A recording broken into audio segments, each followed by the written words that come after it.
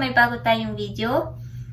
3 store pala yung aking pinuntahan, yung King Soopers, Walmart at saka Walgreens. Sa mga hindi nakakaalam, yung King Soopers po is kapamilya ng ating Kroger store. Okay, so yung total lahat ng 3 store na pinuntahan ko guys is $157.52. Okay, so ayan siya.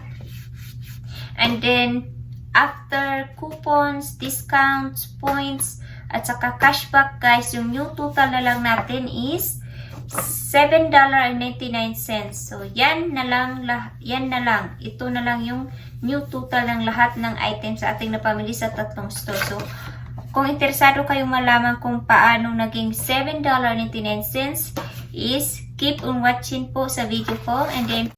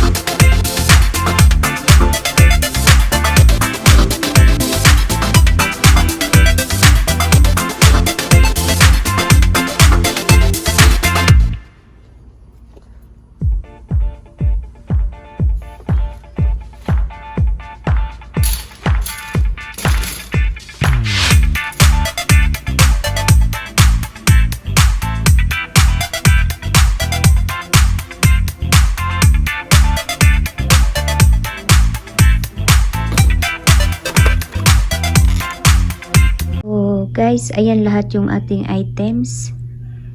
Okay, so yan lahat yung ating items. So yung total items natin is 58 items lahat guys. Okay, so start muna tayo dito sa ating King Soopers. Focus muna tayo sa ating.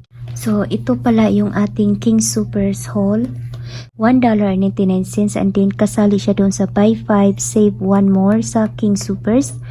So kapag bibili ka ng 5, makakatanggap ka ng $10 cashback sa check out 51. So yung limit niya is 5 lang, and then every 1 bottle guys is makaka-receive tayo ng $2, kaya 5 lang yung kinuha ko, and then wala akong coupon na ginamit guys kasi expire na siya.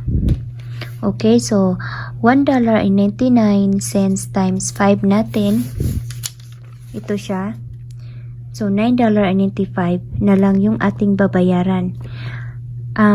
Hindi ko na isasali yung tax guys kasi magkaiba naman tayo ng tax. So ito yung ating cashback na $10 nga, i-minus siya natin sa $9.95. So free na lang siya, at the same time 5 cents money maker. Okay, so tapos na tayo sa swap, punta tayo sa ating dial. So mayroon pala akong 20 bottles of Dial body wash. So yung ating body wash is naka-sale siya ng $2.49. And then mayroon akong 20 bottles, so yung total niya is $49.80. And then minus natin yung $40 cost of coupon natin. Ito pala yung coupon na ginamit ko guys. Limit 1 lang siya ha, per limit 1 identical coupon. So patingi-tingi lang yung pagbili ko niyan. Hindi ko siya binili ng buong na 20 kapiraso. Okay? So patingi-tingi pa isa-isa. Ganun. Okay? So i-minus natin. So $9.80 for 20 bottle of body wash. So halimbawa guys, ito diyan makikita nyo may dial, and then ito yung coupon niya, $2. Ito $2. So yan. So i-total natin lahat to. Okay? So yung sorry. So yung total lahat ng ating items is $59.75, and then i-minus natin yung $40 coupons. Ito siya kasi bali 20 pieces yung nagamit ko, pero patingi-tingi yung pagbili ko pa isa-isa kasi limit of 1. Meron akong video guys na 2 yung binili ko. Lumusot naman siya kasi yung cashier is friend ko, pero hindi talaga dapat sundin natin to. Okay. So yeah, so yan. Ito naman yung cashback na nakuha natin, $10 dito sa ating swap. So, i-minus natin siya dito sa $59.75. So, yung bagong total natin is $9.75 para sa ating 20 na Dial body wash at saka sa ating 5 shampoo and conditioner. So, nakasave tayo ng $50. Okay? Nakasave tayo ng $50. Ito na tayo sa ating next, sa ating Walmart. So, mayroon akong 14 items, and lahat ng items na nakikita nyo dyan guys is may cashback ako.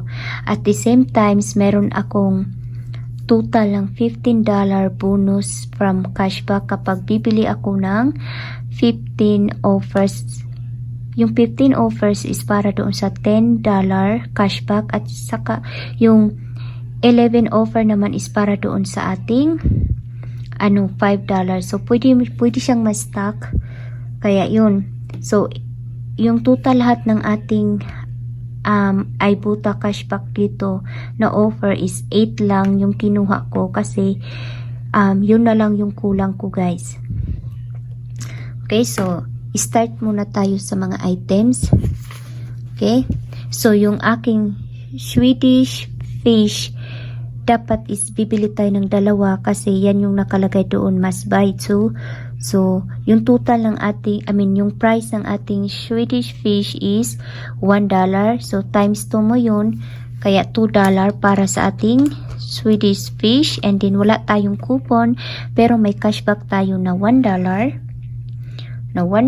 And then yung ating new total after cashback is $1 or 50 cents each para sa ating Swedish fish. And then punta naman tayo ngayon sa ating 5-star notebook. Ito siya. So yung price niya is $1.97. So kailangan din natin bumili ng 2 para ma-qualify tayo doon sa cashback niya na $1. So, yan.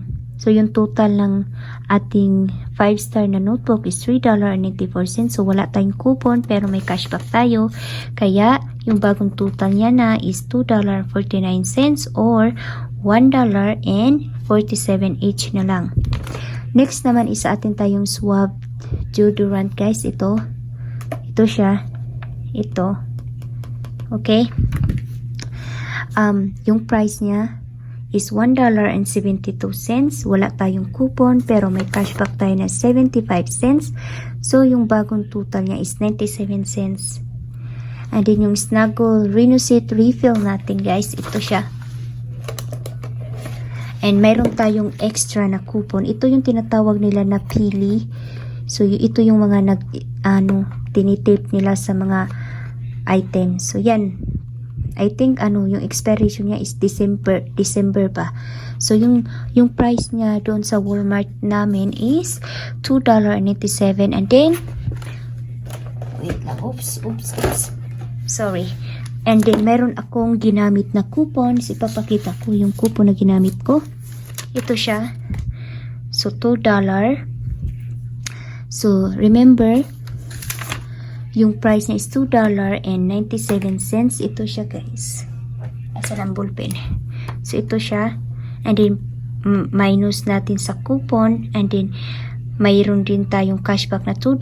So, free and $1.03 money maker siya. And then sa atin naman tayong whey yogurt. So, yung yogurt ko guys is wala na dito. Nakain na natin. So, yung price niya is $1.23. Wala tayong coupon.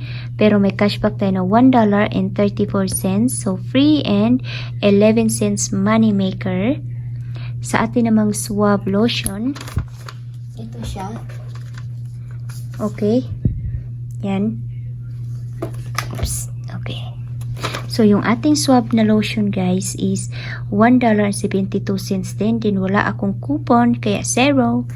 May cashback tayong $1.72 na lang after cashback. I-minus lang natin siya dito.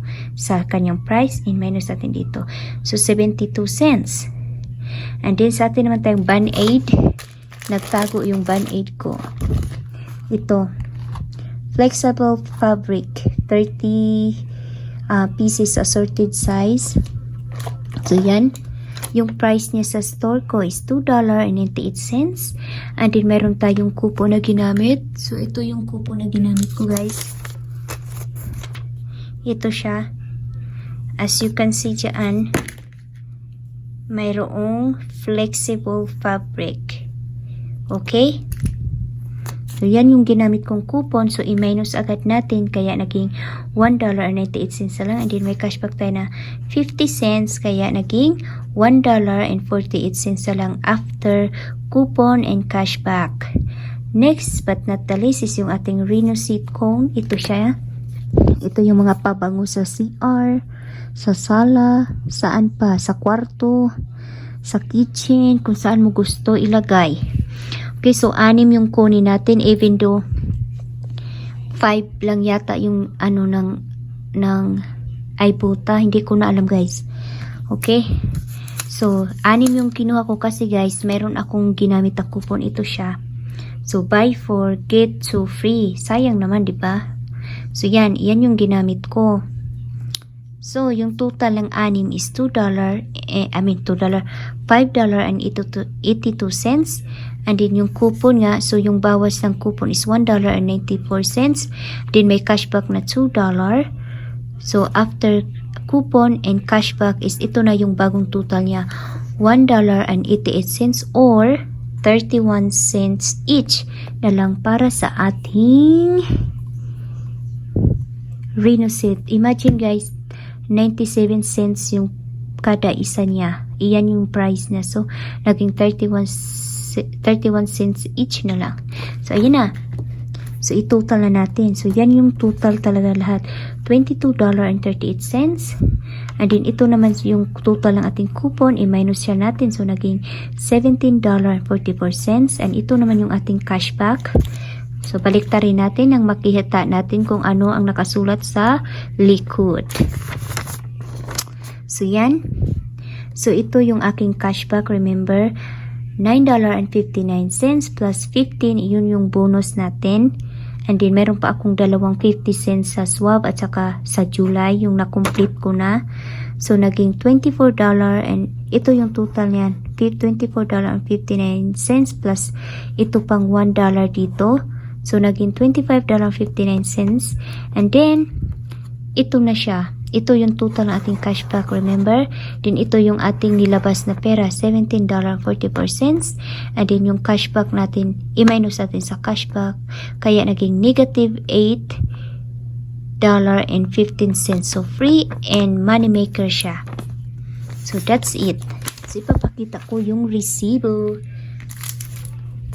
So, as you can see, guys, yan yung ating mga ito yung mga ano ba to?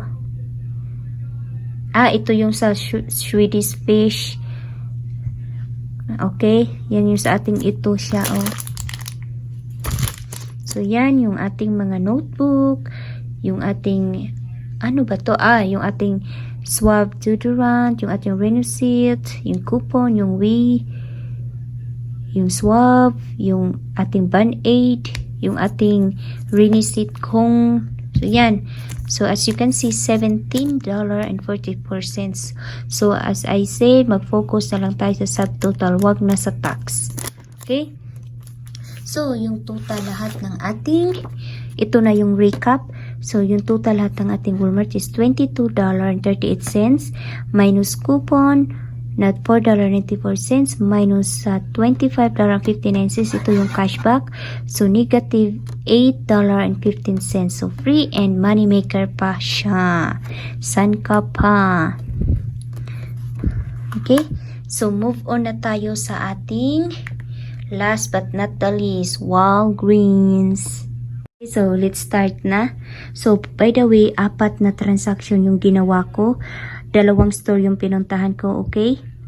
So, paulit-ulit lang yung ginawa ko kasi kapag bibili ka ng 3 Tide, mapapads man or liquid yan, bibigyan ka nila ng 5 register reward. So, ito yung itsura ng 5 register reward. So, yan. Okay? Bibigyan ka nila. And then, mayroon tayong failed dito. Ito yung pang last natin. Okay? So, start na tayo sa ating una. So, yan yung ating una. And by the way, guys, this week is, nagbigay sila ng mga dollar off. So, $3 off, 15, $5 off up 12, $5 off up 15, $5 off up 20. So, start na tayo sa ating una. So, ipiplex ko lang yung ating photo.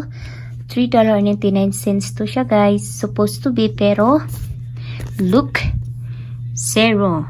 Free na lang siya. So, flex ko yung picture ng aking mga anak. So, yan yung picture. Okay? So, free na lang. After code na ginamit natin. Okay? So, 3 Tide nga.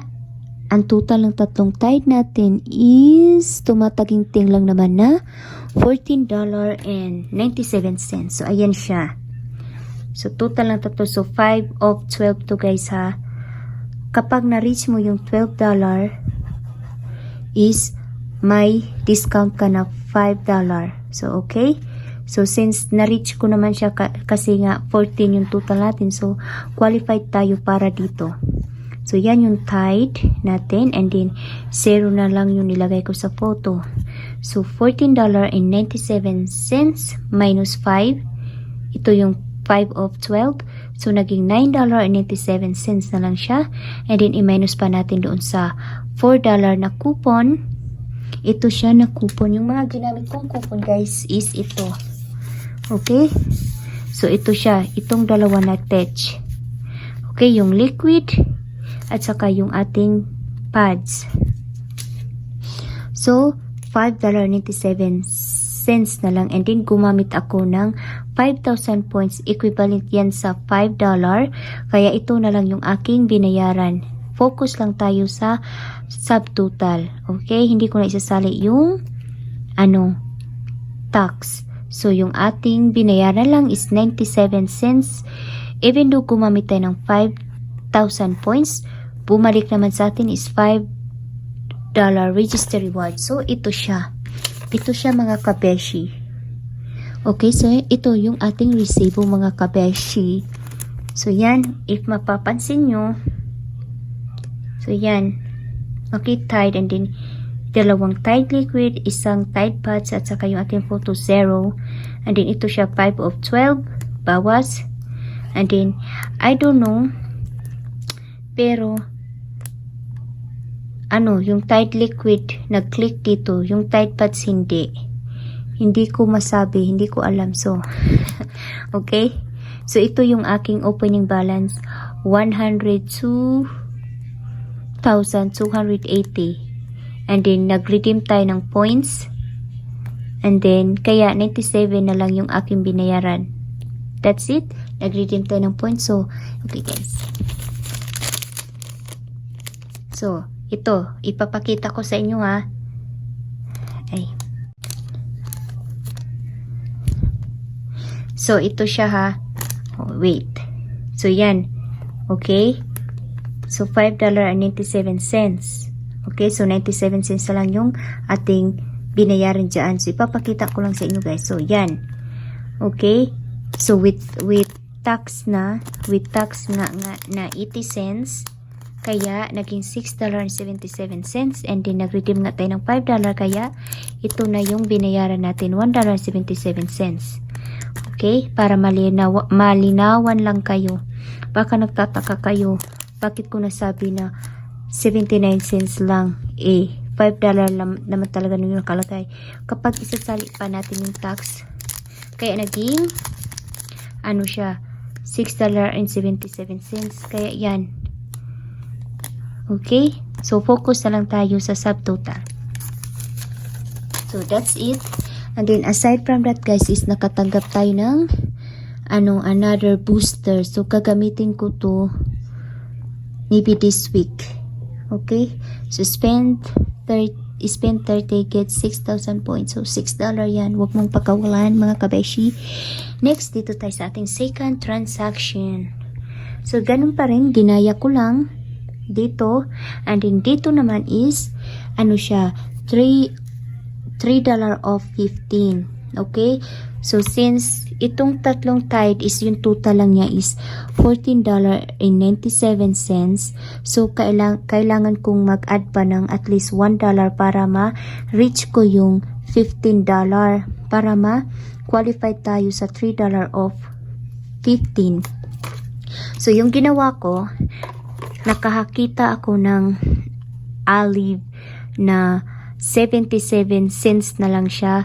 Yung original price nito is $7.79 and then nag-clearance siya ng 77 cents. So why not kumuha ako ng dalawa. So yung total ng dalawa is $1.54.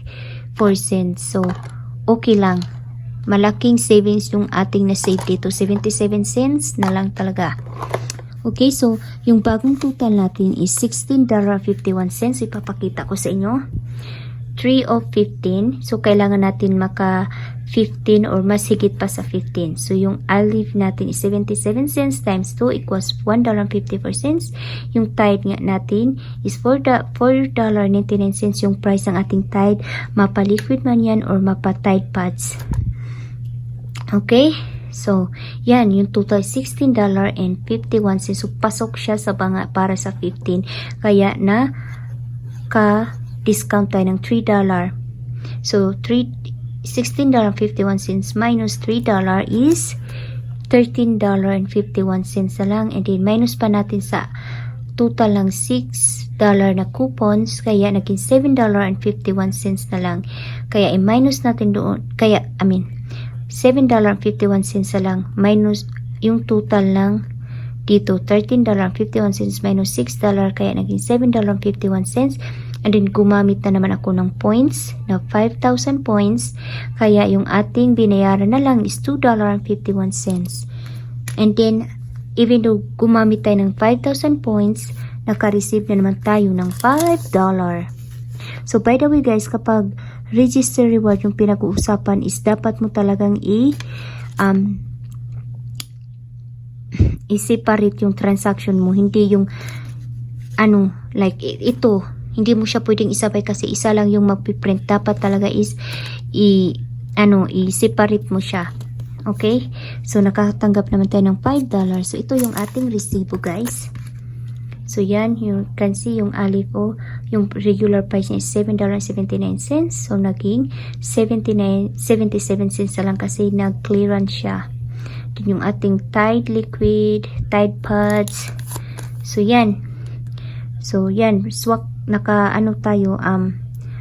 na-qualify tayo doon sa 3 of 15. So, yan.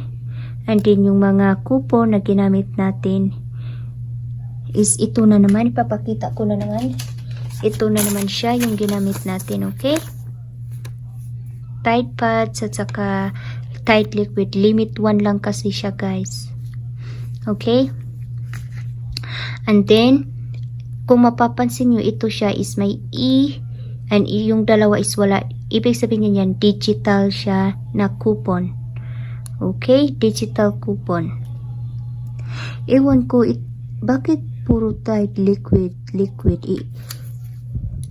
So weird. Ito lang yung ginamit ko. Okay? So, $7.51. Then, nag-redeem tayo ng points. Kaya, naging $2.51 na lang yung binayaran ko dito sa ating pangalawang transaction. Next naman tayo dito is sa ating third one. So, ito guys, ginaya ko lang uli. Gaya-gaya lang. Okay? So, yan again. Dito naman is, siya, kung kanina is $3 off 15, dito naman is $5 off 15. So, as sabi ko nga sa inyo,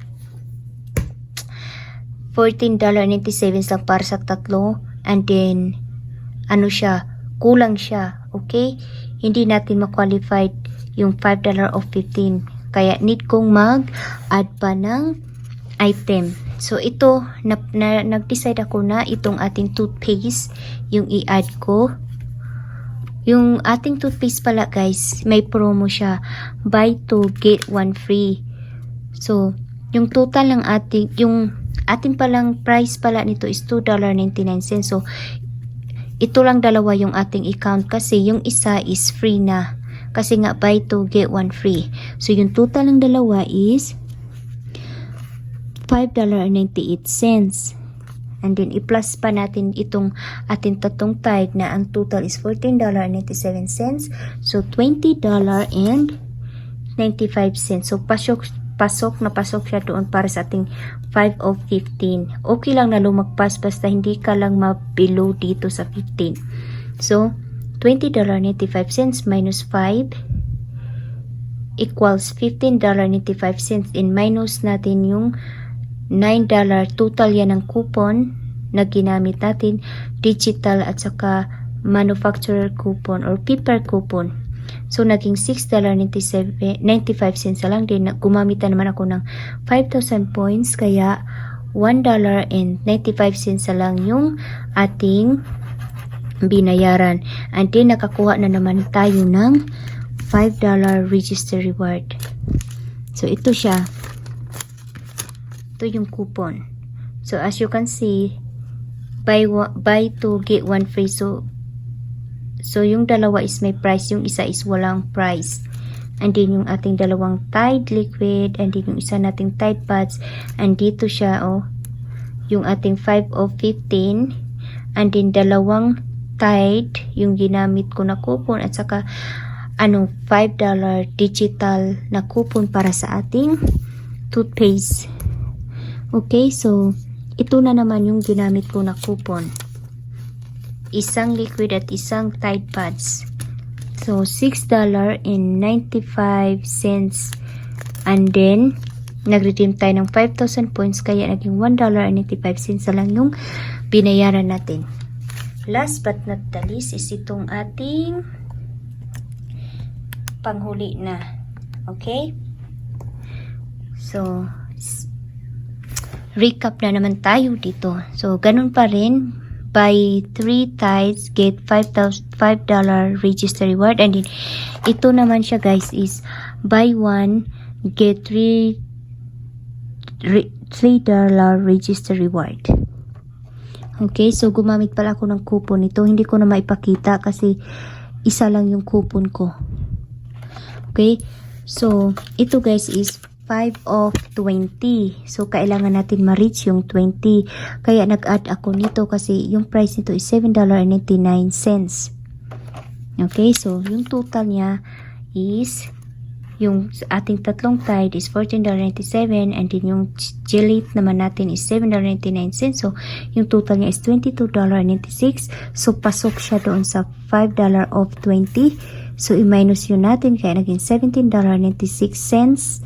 Minus 7, ito yung total ng ating coupons. So, naging $10.96 na lang. And then, i-minus pa natin doon sa 10,000 points. So, gumamit ako ng 10,000 points o nag-redeem ako ng 10,000 points. So, 96 cents na lang yung aking binayaran. Okay?